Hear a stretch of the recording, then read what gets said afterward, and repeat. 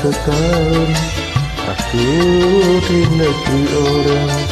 Kini ku kembali untuk menemuimu, tapi kecewa melihat cincin kawin di jarimu.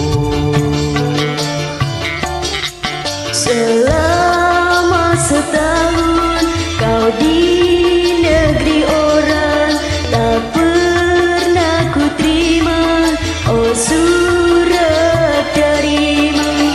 Aku mengira engkau telah melupakan diriku.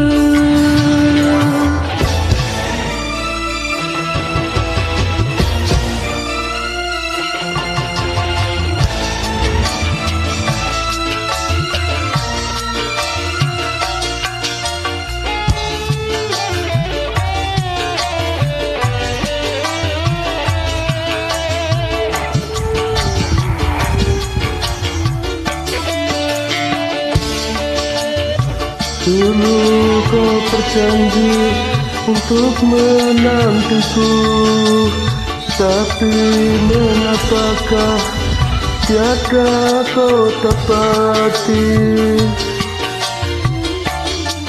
Banyak ku mendengar kau telah beristri, ku kira kaulah yang mengingkari. Rupanya kau terkena hasutan belaka. Maafkanlah sayang, semua salahku, terlalu percaya pada orang lain.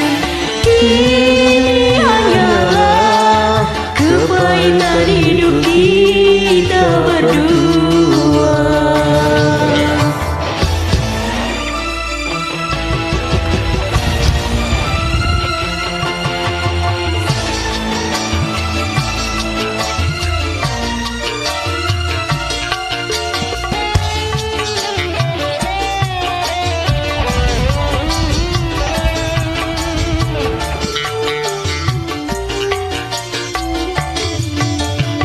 Dulu kau berjanji untuk menantiku, tapi mengapakah tiada kau dapati?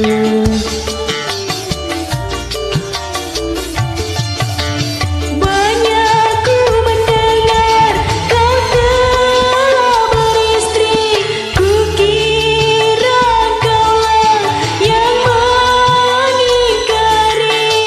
Rupanya kau terkena hasutan orang lain.